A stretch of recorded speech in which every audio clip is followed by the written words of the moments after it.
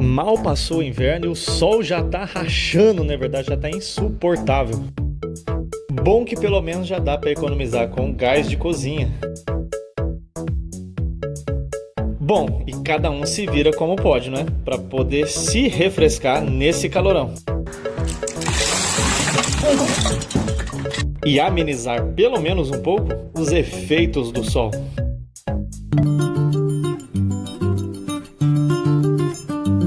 Fala pessoal, tudo bem? Já tá bastante calor aí? Não é fácil essa vida debaixo do sol.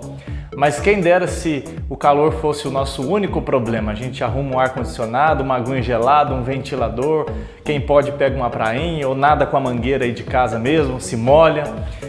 Bom, nós temos várias dificuldades debaixo do sol, expressão que Salomão usa muito neste livro de Eclesiastes para se referir à nossa vida neste mundo, à nossa presente existência, para se referir à realidade.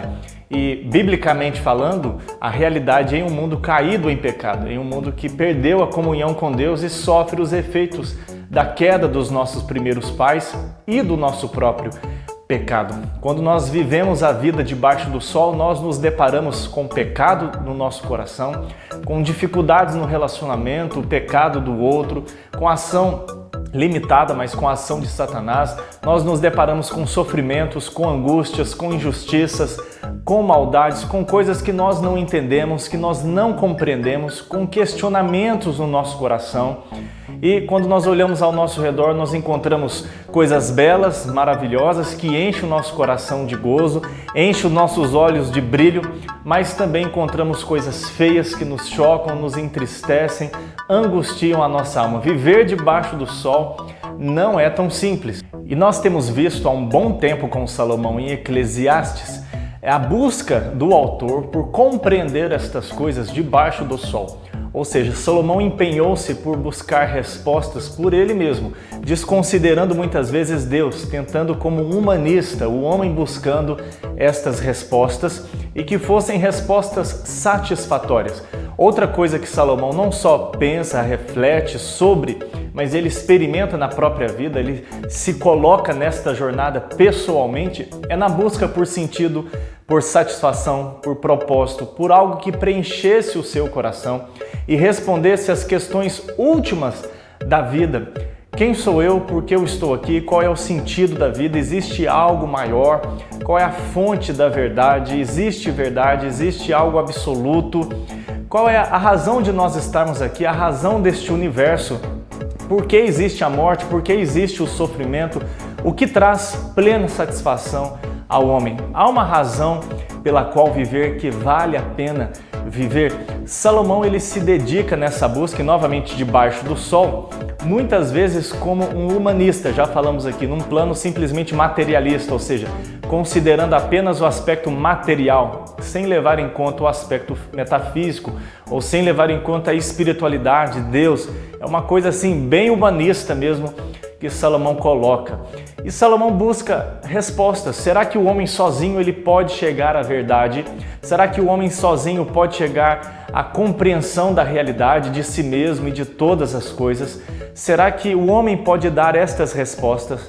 Existe verdade? Se existe, o homem pode encontrá-la? Salomão lança mão de diversas ferramentas, de diversas maneiras de buscar respostas nesta vida debaixo do sol. E ele chega à conclusão várias vezes que tudo parece ser vaidade, tudo é bolha de sabão, é bonito, mas não tem conteúdo e não tem permanência. Tudo parece que nos frustra, tudo parece que não traz respostas concretas, reais, duradouras, permanentes e que preencham o nosso coração. Afinal, tudo aquilo em que Salomão tenta se agarrar se perde, se vai, se corrompe, se perde com o tempo, principalmente diante da realidade da morte que parece nivelar tudo e acabar tudo. Mas ainda bem, porque tudo não é só lamento. Salomão várias vezes no livro nos faz olhar além do sol, ou seja, da perspectiva de Deus. Salomão diz que sem Deus nada tem sentido.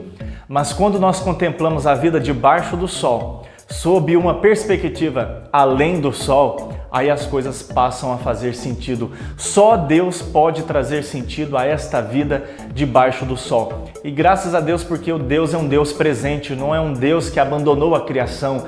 A história está nas suas mãos e este mesmo Deus se encarnou e veio debaixo do sol viver como um de nós, com exceção do pecado, para nos redimir desta vida, dos efeitos da queda, do pecado, nos reconciliar com Deus, nos dar uma vida aqui de alegria, de confiança e principalmente uma vida eterna. É Cristo quem veio nos buscar desta vida debaixo do sol e é Ele quem nos faz olhar para além do sol e compreender a Deus. E quando Deus começa a fazer parte da nossa vida de maneira relacional, pessoal, aí as coisas passam a fazer sentido. Mas a questão é, nós ainda estamos debaixo do sol, nós ainda estamos vivendo neste mundo caído, já fomos redimidos e salvos. Claro, se você está em Cristo Jesus, se você já o reconheceu como Senhor e Salvador da sua vida. Mas isso não te tirou do mundo, não te colocou também numa bolha, não te isolou dos sofrimentos,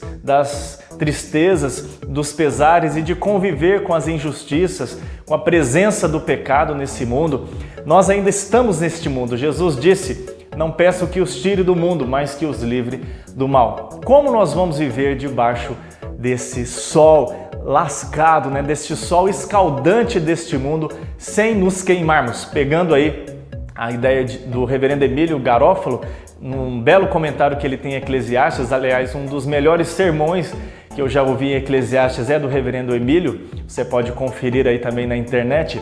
Como nós vamos nos proteger andando debaixo do sol sem nos queimarmos? De onde virá essa proteção? Salomão vai nos ensinar, e é um dos pontos principais de Eclesiastes, é que nós precisamos de sabedoria, mas não qualquer sabedoria, mas uma sabedoria divina, uma sabedoria que venha dos céus, uma sabedoria que venha além do sol para a nossa vida, para nós não nos queimarmos com os efeitos da queda. Nós precisamos desta sabedoria. Sabedoria é um ponto muito enfatizado por Salomão. E após falar das injustiças da vida, das incoerências da vida, dos dramas da vida, das lutas que tanto nos angustiam, a começar de dentro de nós, ao redor de nós e no mundo como um todo, principalmente no capítulo 8 e 9, Salomão fala muito das incoerências, das injustiças da vida, de como é difícil perceber a vantagem e a diferença entre você ser justo e injusto, humanamente falando. No capítulo 10, antes de partir para a conclusão, afinal Eclesiastes é um sermão, ali ele se apresenta como o pregador, e aqui nós temos um sermão em Eclesiastes que nós dividimos em 12 capítulos.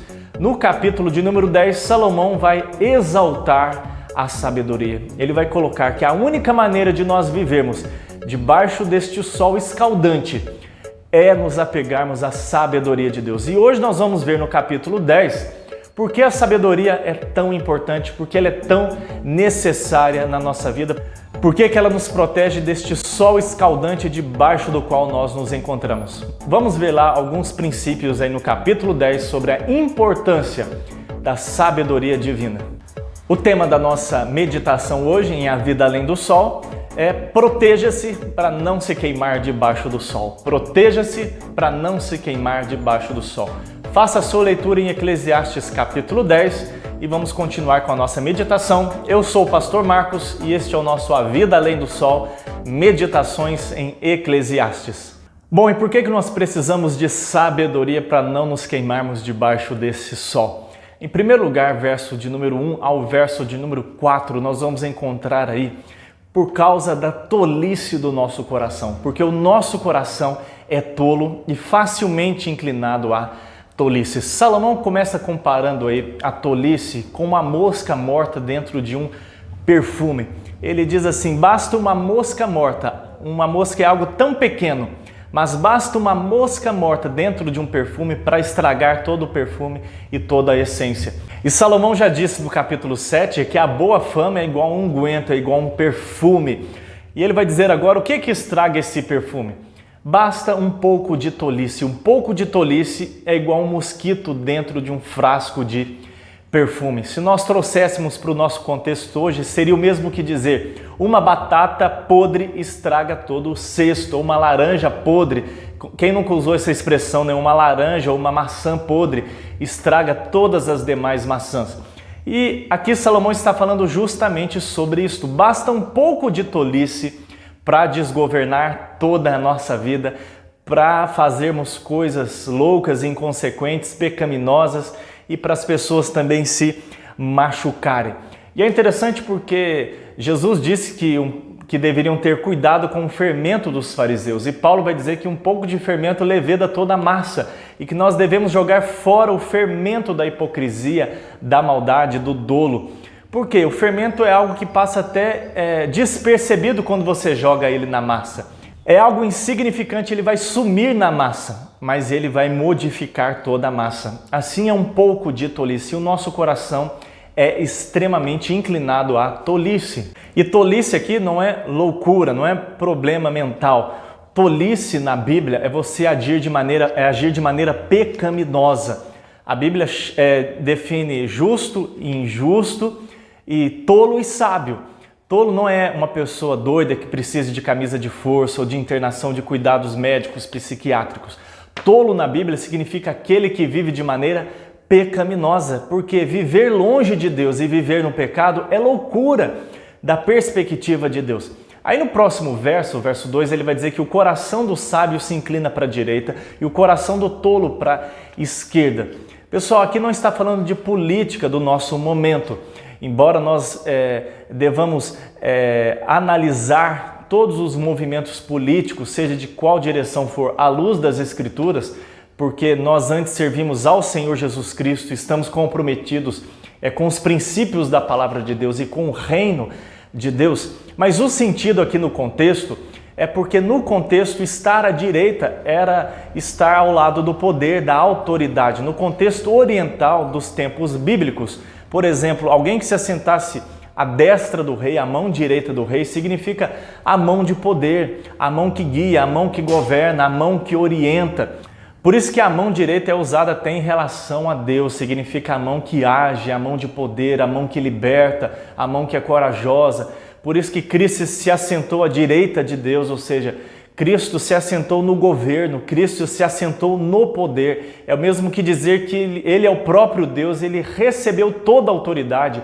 Ou seja, Deus governa por meio de Jesus Cristo, Ele é o Rei dos Reis. Trazendo então para o nosso contexto, hoje seria o mesmo que dizer, uma melhor tradução: o coração do sábio se inclina para o bem, para as boas coisas, e o coração do tolo se inclina para as coisas más. Nós precisamos de sabedoria, porque um pouco de tolice estraga tudo e porque o nosso coração é inclinado para o mal. E Salomão vai dizer aí que cedo ou mais tarde a nossa tolice é revelada. Ele vai dizer: o caminho pelo qual nós andamos logo é conhecido de todos. Ou seja, mais cedo ou mais tarde a nossa máscara vai cair. As consequências virão. Os frutos demonstrarão o que está no nosso coração e o que está na nossa vida. Afinal, Jesus já disse, ele disse o seguinte, que pelos frutos nós conhecemos a árvore. Uma árvore má, uma árvore ruim não pode dar bons frutos, mas uma árvore ruim, uma árvore podre, uma árvore que não tem vida dará frutos ruins. Ou se a natureza da árvore for dar frutos venenosos, ela não tem condições de produzir frutas deliciosas, nutritivas para nós. Assim é o homem. Os seus caminhos, as suas escolhas, a sua vida revelará quem ele é, revelará o seu coração. Hora ou outra ele vai demonstrar quem ele é. Por isso nós precisamos de sabedoria. E por fim, precisamos dessa sabedoria porque o nosso coração é inclinado para a tolice e um pouco de tolice estraga tudo. Por causa das nossas reações, a maneira como nós reagimos sob pressão ou debaixo de autoridade, ou quando estamos no estado de humilhação ou de submissão, porque a nossa reação natural é a ira, é a vingança, é nós pagarmos o mal com o mal, é a insurreição. E Salomão está dizendo no verso de número 4, mesmo quando um rei te indignar contra você, uma autoridade, use de sabedoria. Não seja precipitado, não haja em ira, não haja em amargura, não haja em rancor, em desejo de vingança. A Bíblia diz que a resposta branda desvia o furor. É o mesmo que está dizendo aí para nós Salomão. Não saia do seu lugar, ou seja, não perca o controle. Mantenha o domínio próprio. Nós sabemos que precisamos do Espírito Santo, o Espírito de Cristo, porque o domínio próprio faz parte do fruto do Espírito.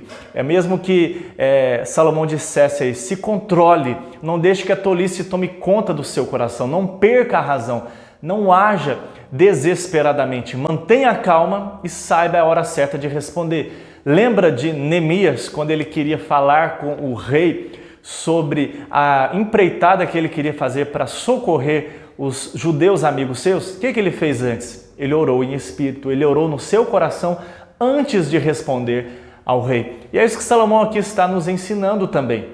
Nós precisamos parar, ponderar, pedir a Deus paciência e calma para responder, porque o nosso coração é inclinado à tolice. Por isso que precisamos de sabedoria, porque o nosso coração é inclinado à tolice, senão nós vamos nos queimar bastante debaixo desse sol. Em segundo lugar, versos de 5 a 7, nós precisamos de sabedoria para não nos queimarmos debaixo do sol, para lidarmos com as injustiças que estão presentes na nossa vida e ao redor de nós. Aí nestes versos Salomão vai colocar diante de nós que nos deixa perplexos muitas vezes, injuriados, as incoerências e as injustiças da vida e como que os homens se relacionam de maneira egoísta, utilitarista, interesseira, visando os seus próprios interesses e fazendo ali tramóias e armando ali situações para beneficiar a si mesmos e aos seus chegados.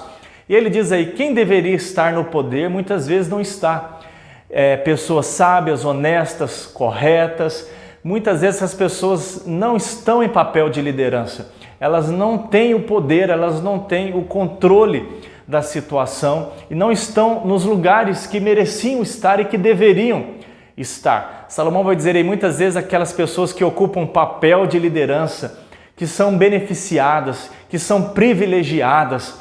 Essas pessoas são pessoas más, são pessoas amigas do rei, são pessoas que nunca deveriam estar lá porque são pessoas descomprometidas com a justiça, descomprometidas com o povo, descomprometidas com a verdade. Elas estão lá porque foram favorecidas, porque conheciam a pessoa certa, estavam na hora certa e no momento certo.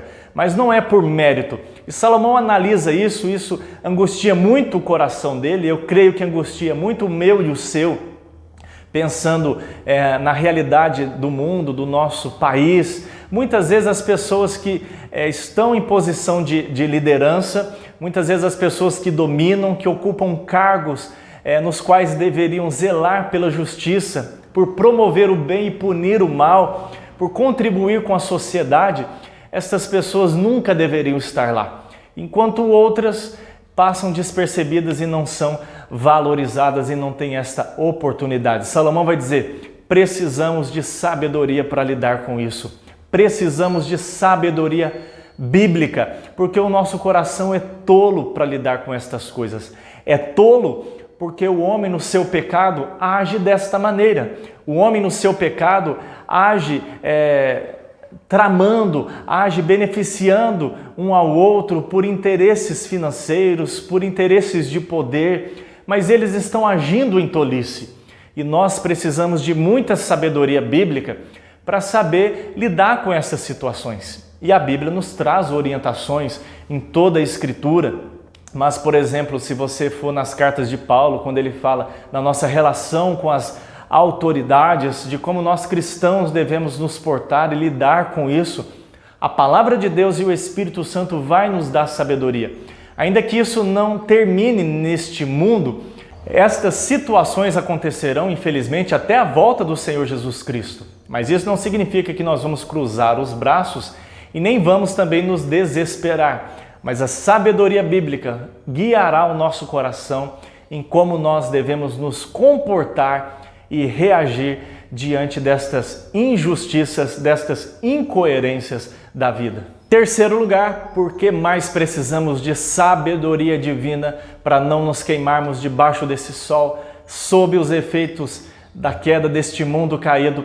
Salomão vai nos dizer, nós precisamos de sabedoria para lidarmos com as dificuldades da vida. E aqui essas dificuldades se aplicam a qualquer coisa na sua vida, de maneira pessoal, familiar, profissional, a vida em sociedade, a vida no meio da igreja, no corpo de Cristo, em qualquer área da sua vida, nós enfrentaremos dificuldades no casamento, na criação de filhos. Salomão vai falar destas dificuldades que nós enfrentamos e que muitas vezes nos sobrevêm. E como nós precisamos de sabedoria para evitar muitas destas coisas ou para reagirmos melhor diante destes acontecimentos. Ele vai dizer aí, muitas vezes aquele que cava um buraco, às vezes ele está lá trabalhando, labutando, suando a camisa. Quem cava o buraco muitas vezes acaba caindo. Depois ele vai dizer a um homem que estava trabalhando ali no muro, talvez as cobras se escondessem ali, de repente ele mesmo é picado por aquela cobra. Talvez ele foi ordenado a trabalhar ali naquele muro, mas está falando aqui destes perigos, primeiro da queda, depois destes perigos que nos sobrevêm. Ou ele continua e dá outro exemplo aí, um homem que está lascando pedras e de repente uma pedra cai sobre ele, ele é ferido por aquela pedra. Também nós estamos sujeitos a nos ferir diante dos acontecimentos da vida. Quando estamos executando qualquer coisa na nossa vida, nós também estamos sujeitos às feridas. E ele também traz outra ilustração aí dos nossos esforços. Ele diz, um homem que está rachando lenha, um lenhador, também ele está sujeito ali a se machucar, a trazer consequências. Veja aí, alguém que está trabalhando, cavucando ali um buraco, por ordem de alguém ou para ter o seu sustento, ele pode se cair nesse mesmo buraco. Ou ele está ali arrumando o muro, ajeitando o muro, pode ser picado por uma cobra que se esconde nas pedras. Pense naqueles muros antigos, ok? Ou então ele está ali lascando pedras, pode também se machucar. Ou ele está ali cortando lenhas, pode também um acidente acontecer. Ou seja, isso aqui é uma ilustração para nos dizer que a vida é correr riscos. Nós estamos correndo riscos o tempo todo, não só literalmente, fisicamente, que ameace o nosso corpo, mas riscos para a nossa vida emocional, espiritual, familiar. Ou seja, nós corremos riscos o tempo todo, a vida é correr riscos. Em tudo aquilo que nós vamos fazer, há um risco nos nossos relacionamentos. Mas ele vai nos dizer que sabedoria é importantíssima. Pense aí no último exemplo que ele dá do homem rachando lenhas. E ele vai dizer o seguinte, se você não afiar o machado bem, você vai ter que dar mais pancadas, você vai cansar mais, você vai ali se esforçar mais. Então é melhor você parar e afiar o seu machado. O que isso significa para nós hoje? Às vezes nós temos muita pressa de resultados. Às vezes nós pensamos que tudo depende de nós, do nosso esforço. Se eu não fizer, se eu não me esforçar, se eu não fizer por onde, se eu não me empenhar, como se tudo dependesse de nós e não de Deus. E muitas vezes nós estamos nos esforçando para ter resultados, porque a nossa sociedade hoje louva muito resultados. Você tem que dar resultado, você tem que dar lucros, senão você não presta, senão você não serve, que nós nos esquecemos de parar e afiar o nosso machado. E aqui não é só algo literal. Isso significa que nós precisamos de um tempo para nós. Nós precisamos de um tempo de qualidade de oração, de refrigério, de recarregar as baterias, de redefinir os nossos planos, de redefinir os nossos alvos.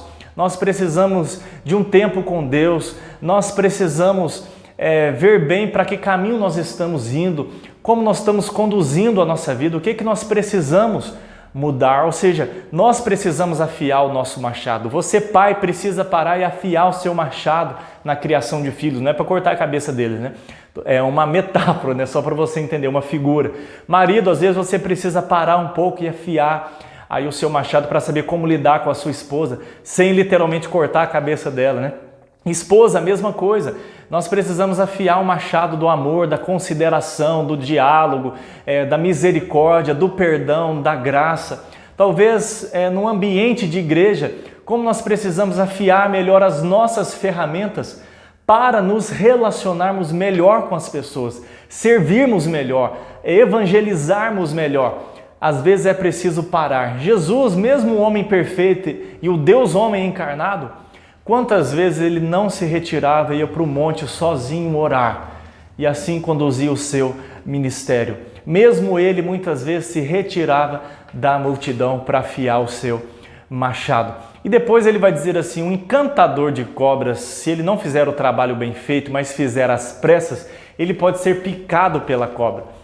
Bom, e não está se tratando aí de feitiçaria, de algo de macumba, do diabo. Era uma prática muito comum naquela época, os historiadores, comentaristas nos ajudam nisso, que era um meio de hipnotizar a cobra por aquele som e pelo movimento. Eles hipnotizavam a cobra, mas era um trabalho que precisava ser feito e que levava tempo até que a cobra se acostumasse com aquilo e pudesse ser hipnotizada pelo som e pelos movimentos daquele homem que dominava ali as cobras para fazer o seu show. Mas se ele fizesse assim às pressas, ele correria o risco da cobra não ser bem hipnotizada e picá-lo. Talvez na pressa por ganhar dinheiro, de sair de um lugar para o outro, de uma cidade para outra, ele tivesse tanta pressa por resultado que ele não fizesse o trabalho bem feito de treinamento. Isso pode ocorrer também na nossa vida. Por isso que nós precisamos de sabedoria para parar e investir um pouco em nós mesmos, na nossa vida e no rumo que nós temos tomado. Por isso que nós precisamos de sabedoria. Não adianta a gente querer sair cavando buracos, consertando muros, rachando lenhas, lascando pedras de maneira figurada, aplicando aí a nossa vida. Não adianta a gente querer sair resolvendo tudo, fazendo, caindo num ativismo sem sabedoria. Você vai dar um monte de machadada com um machado cego, vai se esforçar mais e talvez não tenha resultado ou às vezes ainda sofra consequências. Precisamos de sabedoria para não nos queimarmos debaixo do sol por causa das dificuldades da vida. Quarto lugar, precisamos de sabedoria divina para não nos queimarmos debaixo desse sol por causa da nossa própria língua, para controlarmos a nossa língua. Afinal, se você ler Tiago 3, você vai entender muito bem o que eu estou falando aqui. Nós temos visto aí várias queimadas no Brasil, mas Tiago vai dizer que a língua é igual a esta queimada, basta uma palavra para incendiar uma floresta inteira, para pôr vidas em chama. Também a língua de fato é uma arma extremamente perigosa e nós sabemos usar. Às vezes nós temos o nosso estoque de argumentos, de acontecimentos para jogar na cara das pessoas na primeira oportunidade que a gente tem, ou para fofocar, ou para maldizer, para blasfemar, para inventar mentiras, para destruir uma pessoa. A língua ela é extremamente perigosa e ela fere muito mais do que uma arma branca ou uma arma de fogo. Por isso que nós precisamos de sabedoria para saber domar a nossa língua. E aliás, Tiago vai falar disso, Nós precisamos de sabedoria divina, porque a sabedoria humana ela é terrena, animal e demoníaca. Mas a sabedoria divina ela é cheia de frutos de justiça, ela é pacífica, ela promove a justiça de Deus. E observe aí alguns pontos de como a língua ela traz grandes males. No verso 12, Salomão vai dizer que a nossa língua é destrutiva. Ele diz aí que o tolo se destrói pela sua própria língua, ou seja, literalmente no nosso ditado, o peixe morre pela boca. Ou seja, a pessoa ela mesma se destrói pela sua própria língua. A gente sabe que tem gente que tem a língua tão comprida, que vai precisar de 2 caixões, um para ele e um para a língua. Mas pense falando de você mesmo. Como você tem usado a sua língua, as palavras? Tiago vai dizer, da mesma fonte não pode sair água doce e água salgada. Nós não podemos com a mesma língua louvar a Deus, orar a Deus, cantar a Deus e usar esta mesma língua para falar mal do nosso irmão, para fofocar, para inventar mentiras, para maldizer, para destruir o nosso irmão com a língua. E hoje não é só a língua literalmente falando, Hoje nós temos o dedo para mandar mensagens, para postar coisas e é a mesma coisa em última análise. Como você tem usado a sua língua? Ela é destrutiva. Verso 13, a língua também é cheia de estutícia, de loucura. Salomão diz as primeiras palavras são loucura e as últimas, mais loucura ainda, tolice, coisas irrefletidas. Ou seja, nós precisamos de sabedoria porque a nossa língua ela é inclinada a ser descontrolada, totalmente descontrolada. Além de destrutiva, ela é descontrolada, ou seja, ela coça para falar maldades, ela coça para falar mentiras, ela coça para falar palavras torpes, ela comicha para falar mal do irmão, para blasfemar, para murmurar, para expressar com palavras aquilo que está no nosso coração. E aliás, Jesus disse que a boca fala daquilo que o coração está cheio. Então, além de destrutiva, ela é também irracional. Salomão está dizendo aí, nós falamos palavras irracionais, cheias de loucura e de tolice. Bom, e além de serem destrutivas, irracionais e descontroladas, a língua também é cheia de presunção.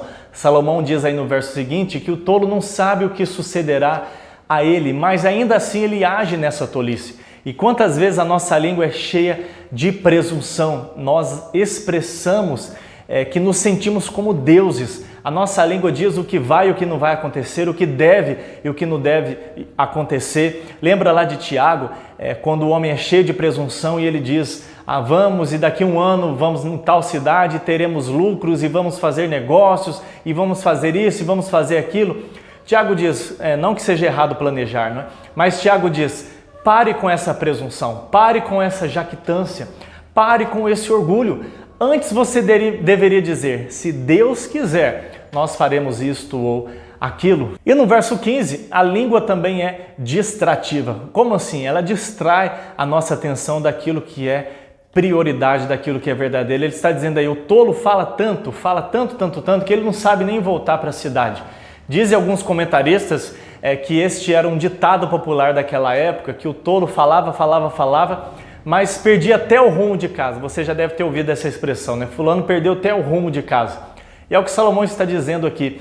A pessoa fala tanto, toma tanto conta da vida dos outros, que ela perde o rumo da sua própria casa, da sua própria cidade, né? Diz que quem fala muito dá bom dia a cavalo. É isso que Salomão aqui está dizendo. A nossa língua mal usada, ela nos distrai daquilo que é importante, nos distrai daquilo que é prioridade. Nós ficamos falando tanto e tomando tanto conta da vida dos outros que a gente deixa de cuidar da nossa vida e de ter foco naquilo que de fato importa. Às vezes a gente fala, mas não ajuda. A gente fala por quê? Não porque a gente quer ajudar alguém, mas porque a gente quer destruir alguém e se sobressair em cima daquela pessoa. Porque se a gente quisesse se ajudar, a gente calava a boca, parava de falar e agia.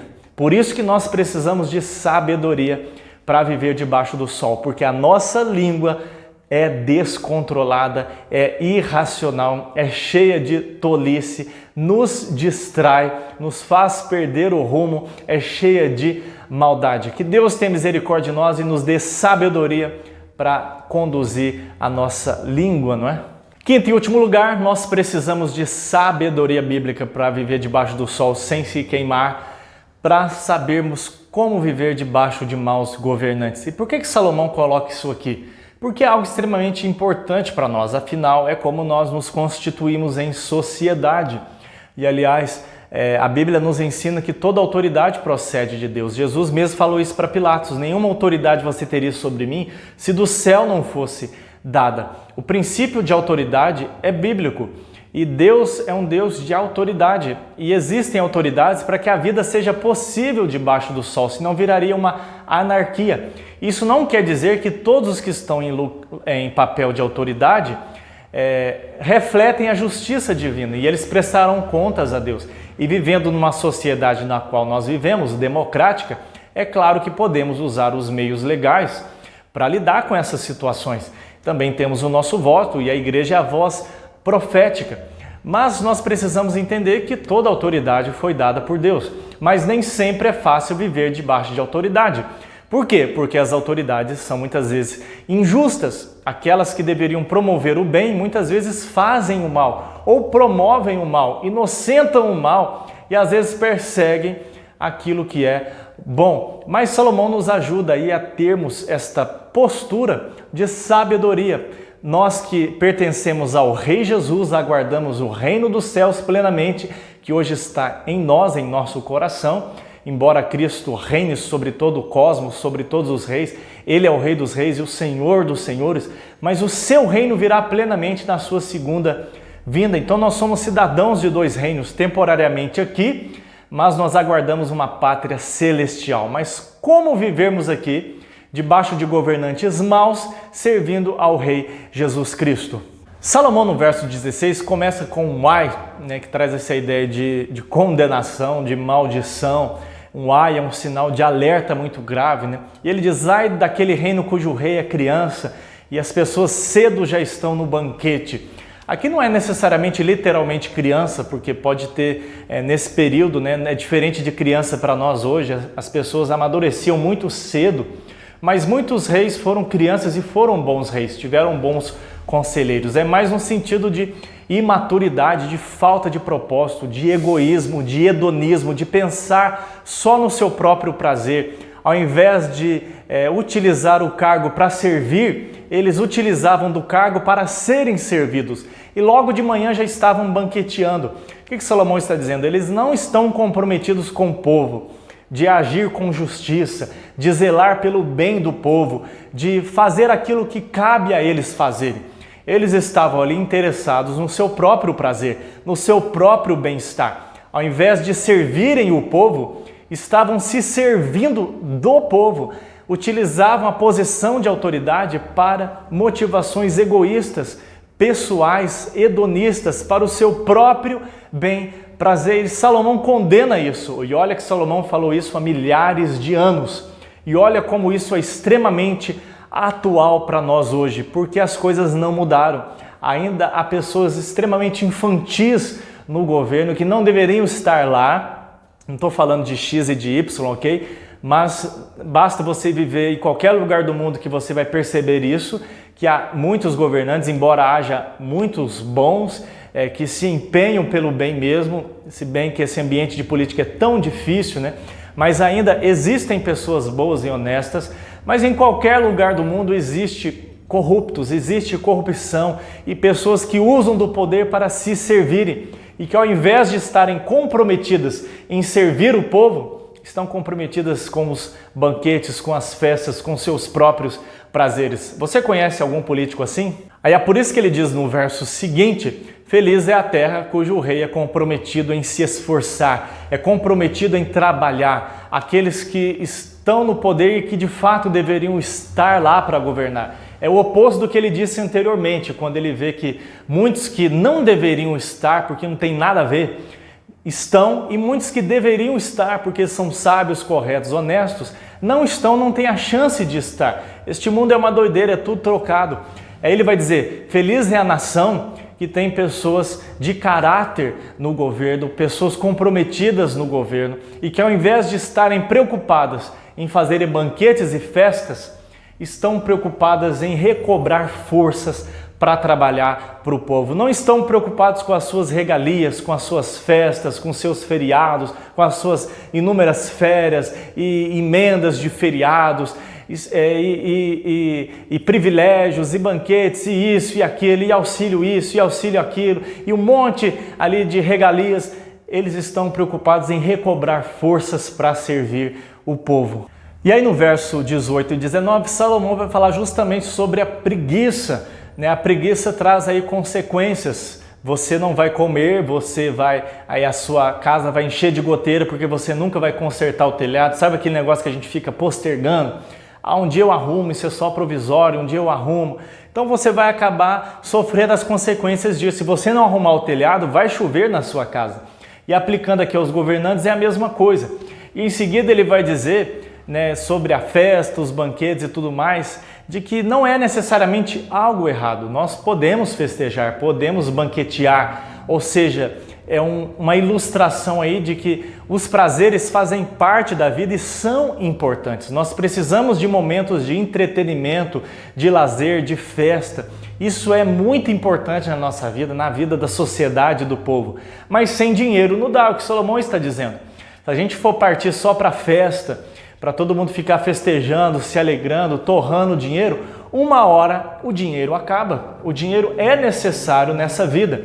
Claro que o dinheiro não é Deus, não substitui Deus, mas é um modo pelo qual Deus nos abençoa. E nós precisamos do fruto do nosso trabalho para nos sustentar e também para ter momentos de lazer e de alegria. Isso faz parte da nossa vida, quando reconhecemos que tudo isso vem das mãos de Deus e não nos tornamos escravos do trabalho e nem do dinheiro. Mas o ponto aqui de Salomão é esse: se nós nos voltarmos só para o entretenimento, só para a festa, e a nossa sociedade hoje é extremamente hedonista, né? Uma sociedade que corre o tempo todo atrás de prazer. O trabalho é um mal necessário, né? O trabalho é visto como algo assim, extremamente pejorativo. A gente não vai chegar muito longe. Hoje os jovens, né, só querem curtição. Muitos, não todos, né? Há exceções, é claro, mas vão para a faculdade só para curtir, só para participar de festinhas de república. E não se empenham, não estudam. E como vão querer um futuro bom e brilhante e serem bons profissionais e construir uma carreira e uma vida e servirem a Deus? Salomão está dizendo, não tem como. Festas, banquetes são bons? São, sem dúvida. Mas sem dinheiro não dá e o dinheiro uma hora acaba. Bom, e por fim, no verso 20, Salomão vai dizer assim, a nossa postura, ainda que tenhamos governantes maus, não é de usar a nossa língua para maldizer, não é usar a nossa língua para blasfemar, para murmurar, para falar mal, para usar palavras torpes, para espalhar mentiras ou espalhar insultas contra aqueles que estão em papel de autoridade. Não necessariamente pela pessoa em si, mas pelo princípio de autoridade.